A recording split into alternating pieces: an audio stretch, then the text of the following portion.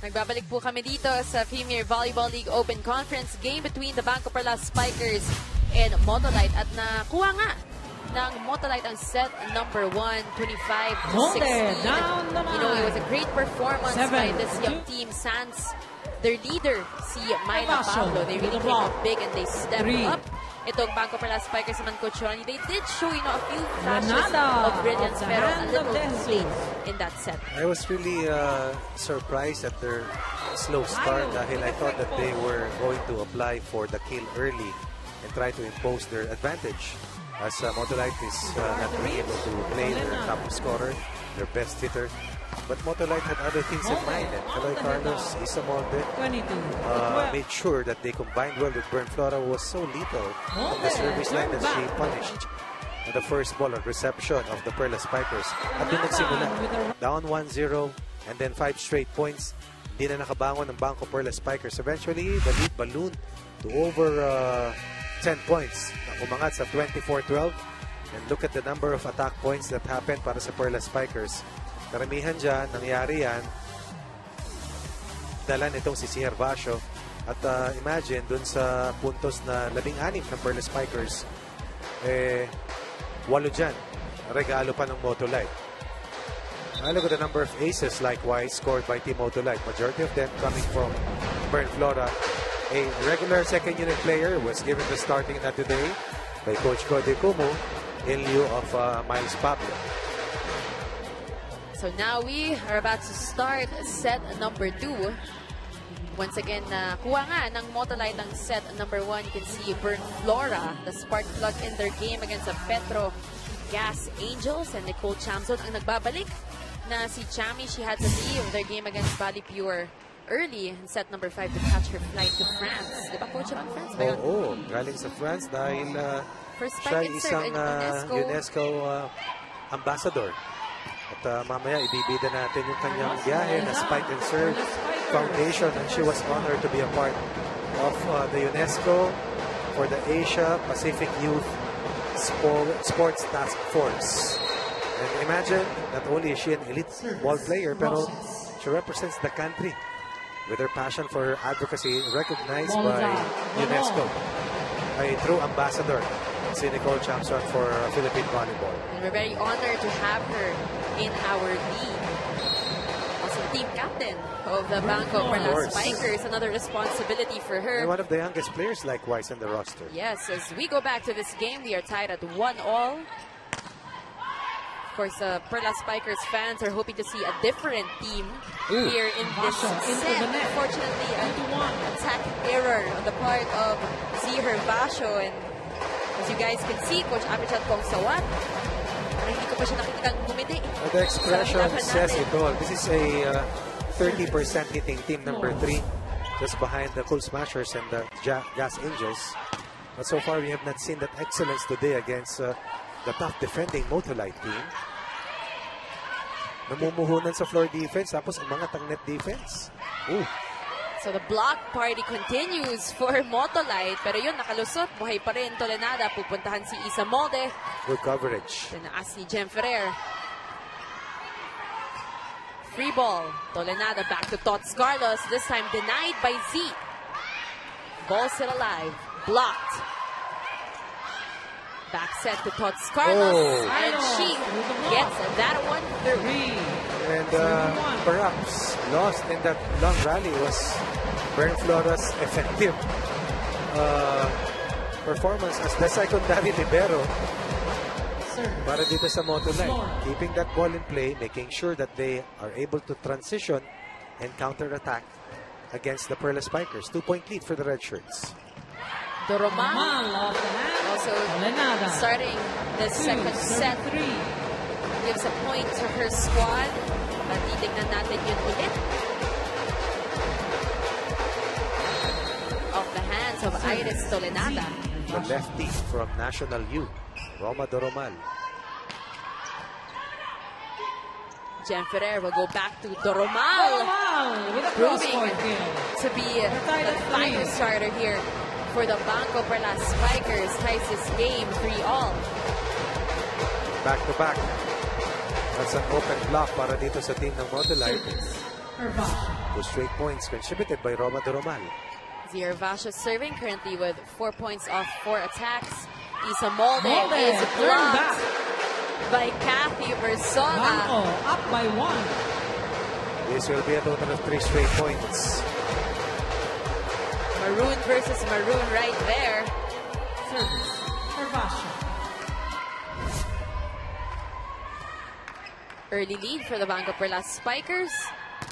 But Carlos is denied. blocked as well. 5-3. At pupuntahan muna natin si Ann para sa kanyang report. Go ahead, Ann.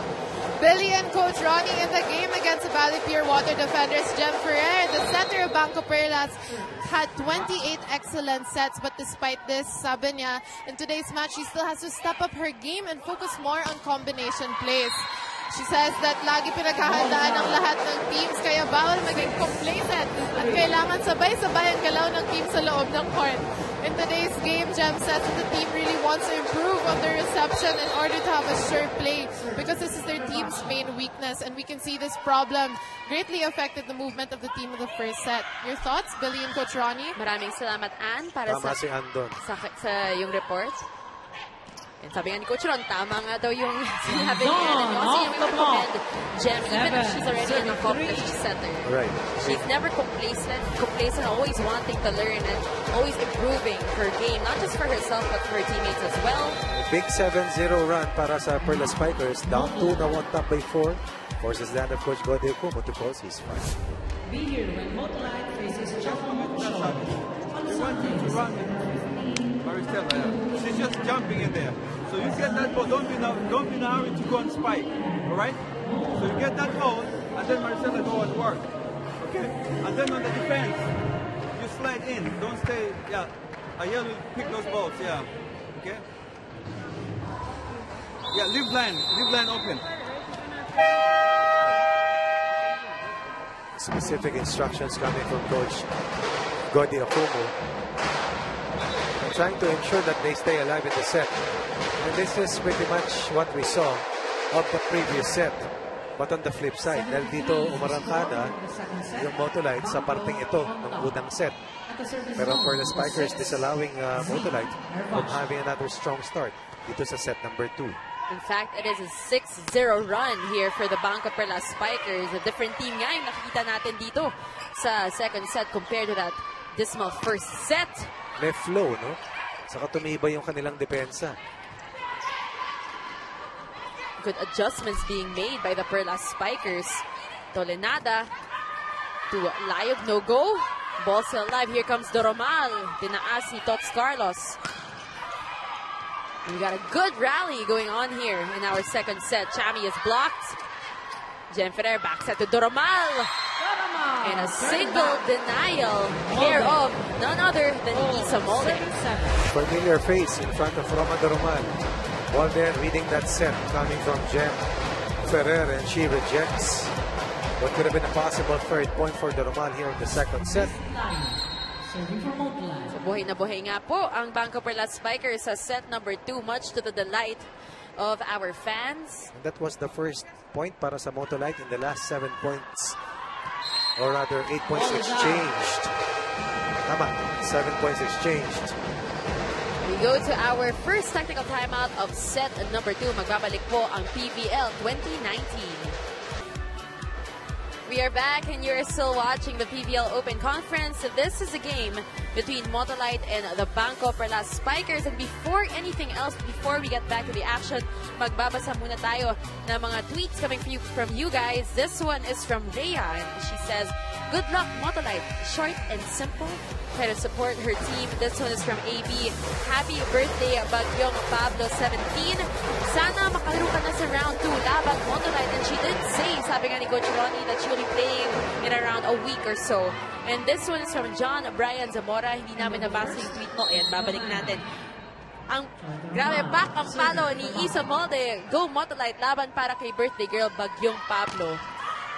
And just want to confirm kung birthday ba talaga ni Mayna today or next week. So if you guys know when the real date of her birthday is, kindly tweet us kung ano man yung mga greetings nyo para sa kanya. And speaking of birthdays, tomorrow actually, tomorrow is the birthday of Bright Aqueti celebrating his birthday tomorrow. Yan, so bagay rin sa kanya, Coach Ron, yung birthday song ni DJ Jams. Narinig ko nga kanina eh. So, September celebrants.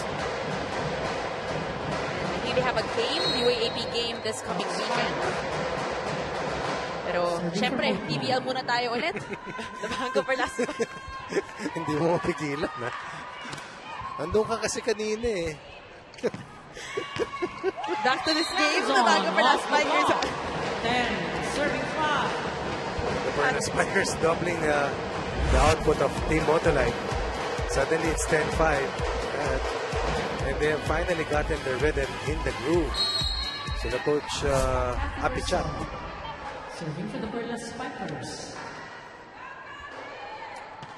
Kat Bersola helping out Nicole Chamson, Sierra Basha, and Roma Doromal has been an impact player for the Perlas Spikers, but not so fast. Says Team Motolite, they're still hanging around. Lead down to 4. And for those who just tuned in, na ipanalo nga nitong Motolite ang set number 1 kontra ang BanKo Perlas Spikers. But look at how this team is performing here in the second set, Coach Ron. Totally different. Well read by Bana. That is another point for the BanKo Perlas Spikers. Service error for Isa Molde. Lead is ballooning at this point. At nangyari lang sa BanKo Perlas yung nangyari sa Motolite in set number 1. Tolenada to Bern Flora. Right on the line. Finally, 7 a point to 11 for Motolite, a chance for them. Going long, going deep, attacking zone 1. That's a nice play coming from Ganaban. Delayed the 2 blockers. Ganaban serving. Tinaas ni Chami. 1-2 play is good for Jeff Ferrer. Parang reaction sa dulo. Cool, calm, and collected. A leaner Jeff Ferrer means a quicker playmaker with a higher vertical, and she exhibited that quick reaction time. Oops. 12 points in the set for the Perlas Spikers. Don't look now sa mga fans ng Motolite. Maarangkada na ang inyong favorite team. Look at that attack by Bern Flora. Nobody home for the BanKo Perlas Spikers. They're trying to breach this 4-point barrier that Perlas Spikers have hung on to. Roses off the hand. Pero biglang tawi naman itong BanKo Perlas Spikers by a point by one of their veterans, Sue Roses. A multiple MVP winner in the V-League. Multiple champion likewise in the B-League. Looking to help this franchise get to the championship battle for the first time in franchise history. Motolite with a rebound play. Gets a ball touch. Perlas Spikers unhappy with that last call. But that call will stay. 9 points in the set for Motolite. Only just a 4-point lead for the BanKo Perlas Spikers. Momentum on the side Tumatawa si of Coach Team Motolite. Gotti.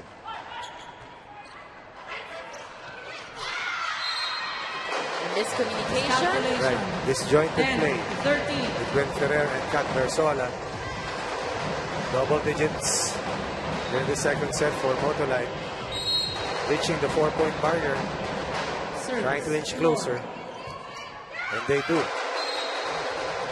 11. So here comes Motolite taking advantage, full advantage of that momentum swing here 3-point run. in our second set. Berflora once again generating much needed points from the service line. Zihar Vasho will set up Nicole Chamzon. Zone hits the spot. Wide open look for Chami. 11. Chamzon, 13 points. It's been a little bit silent So here 13 in points na this sa game. huli nilang panalo. A game that she had to leave because she had to catch a flight headed to France.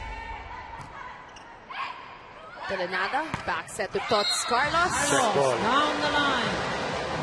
12. 14. Pride of Pampanga. slowly, starting to inch closer dito sa lead ng BanKo Perlas Spikers. And putting more pressure on the Perlas Spikers. Maris Layog prepares to serve for the red shirts. Zirvasho is there. Baba. Communication woes plaguing the BanKo Perlas Spikers as another point goes to Motolite, and they cut the lead down to just one. Coach Ron. Back in the hunt for Motolite. And this rally has been anchored by Flora and Kaloy Carlos. After being behind by as much as, let me check this, 5 points. Chance here for Motolite to tie this game. And we spoke too soon. That will be a service error for Maris Layog. Lead up by 2 once again. Joy Doroman. 15 serving 13. Tolenada will go to Isa Molde. Gets it through the blockers. 14-15. From Katmon, Cebu. And this young lady has really come a long way. From the best first-year player a couple of years ago, helping out UP get to the Final Four for the first time in a long while. Combining with some of her teammates right now dito sa Motolite, and they used to play for the Fighting Maroons. Jen Ferrer will go to Chami. Tinaas ni Estraniero. Balik ang bola sa BanKo Perlas Spikers. Chami once again. Not over. Hit the tape. And Iris knew that, waving her hands in the air. And they tie this game. They tie here in set number 2. 7-2 run for Motolite. Unlike what happened in the first set na hindi nakabalik ang BanKo Perlas Spikers. After being down early, dito bumalik ang Motolite. At sinaga nila para makahabol, makatabla. At ngayon susubok makalamang. Jen Ferrer pupuntahan si Kathy. Nandoon si Tots Carlos. Chance here. Chami is denied. Wow. Tolenada.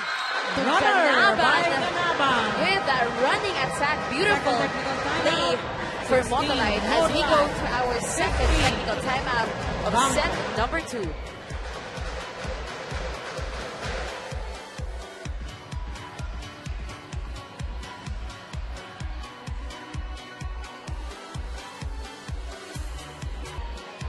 And we can see on your screens Mr. Mon Paterno of BPI, always in attendance, always supporting the BanKo Perlas Spikers. And our fans, friends and fans here at the Phil Oil Flying Bee Center, mukhang kakagaling lang ng med school. And DJ Jams, hindi natin pa rin kalimutan. Providing our music here at the Phil Oil Flying Bee Center on a Wednesday night. Number 18, Tots Carlos. 16 serving 15. Tots Carlos will serve. Si DJ Jams Billy, pioneer dito yan eh. From the very first conference. The very first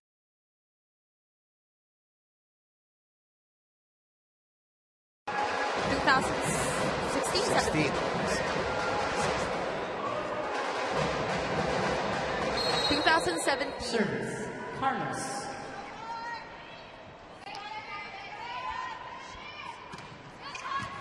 It was 2017. 2017. Quick attack. 16. It was an 8-2 run earlier para sa Motolite, and finally Jem Ferrer able to connect with Kat Versola. Emphatic point coming from the multiple best blocker winner. 1 point lead, hawak ng Motolite. Now it's the turn to Perlas Spikers to try and catch up.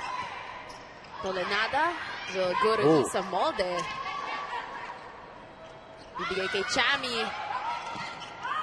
Tolenada pushes it to the other side, and they go to Sue Roses, trying to chase that, but very familiar move from our veteran.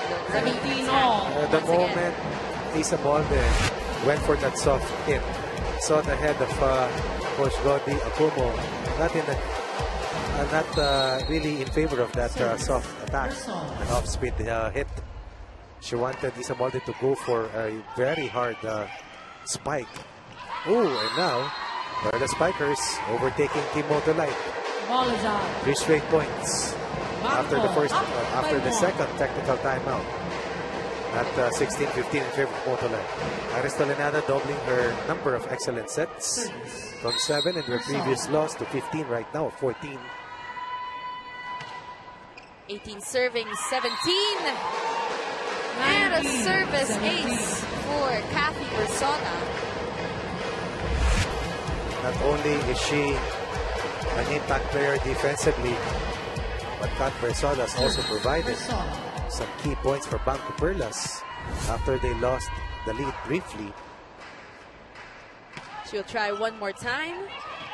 Nandoon si Bern Flora.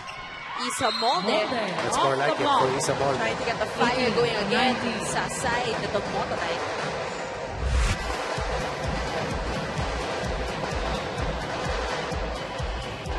Isa Molde scoring against a double block. Isa Molde. Serving for Motolite. She will prepare to serve rather for the red shirts, currently with 9 points of 7 attacks, 1 block, and 1 ace. Ooh. Chami straight to the net. Service attack. Sorry, that is a attack error. Point will go to Motolite. She tried to delay that contact. Unfortunately, pababa na yung bola nung napalo niya. 2 straight points for Motolite. We're tied once again at 19. Isa Molde serving. 3 straight points for Motolite. Off the hands of C. Carvacio. That has been the exchange of scoring runs late here in the second set. 3 points for the Perlas Spikers. And another set of 3. 3 markers coming from Motolite. What a They save. save that ball.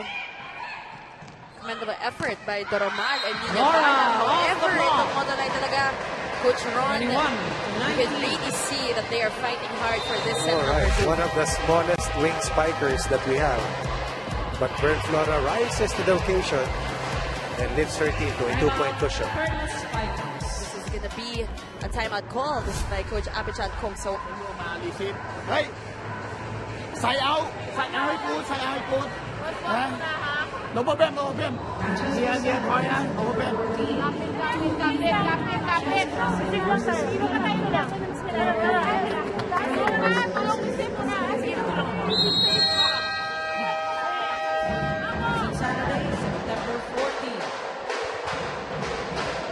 BanKo Perlas Spikers trailing by 2 points here at the tail end of our set number 2. Substitution. Yala de Jesus is back on the floor, Doromal. giving Roma Doromal a rest. Doromal did her share para dito sa Perlas Spikers. Instrumental in giving her team an early lead, which they lost, eventually regained and lost again. So back and forth affair nga para sa ating dalawang kapunan. Yan naman yung mga miscues, miscommunication. And Bern Flora stepping up big time for Motolite here in this game as we take a look at that one more time. That was a good fake approach coming from Ganaban. Freed up Bern Flora momentarily, delayed the double block. Very opportunistic approach. We talk about mindset para sa Motolite. They're now at 22 with BanKo Perlas trailing 19. Is hit. Wide. Attack errors. 3. Losing the tight points. They were ahead earlier, 19-17. And they have given up 6 straight points to Team Motolite. We're looking to have a 2-set advantage against the Perlas Spikers. Another timeout called by Coach Apichat Kongsawat. for you pay เนี่ยอยู่แม่เพย์อย่างเงี้ยมันอยู่นี่ไม่อยู่ว่าโอเคนะเฮีย you have authority for two time you don't can pay ดิ not no problem pay understand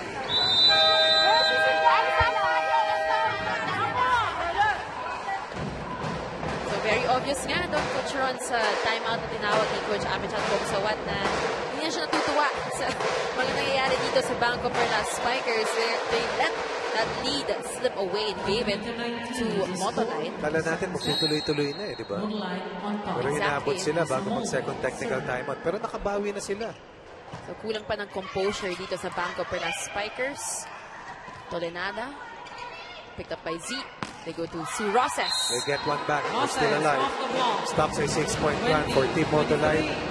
They get to their 20th point of the set. Substitutions. BanKo. Kailing 12 out. will 16. take on the playmaking role as Jem Ferrer gets a little bit of a breather. Chami Tianzon. Team captain. Chami will serve, 20 serving 23. Tolenada will choose to go to Burn Flora. Kailing to Z Hervasio. Vasho. Cross-court shot. 21. Excellent 23. counter coming from Hervasio. Burn Flora went for a soft hit. Going for an off-speed spike instead.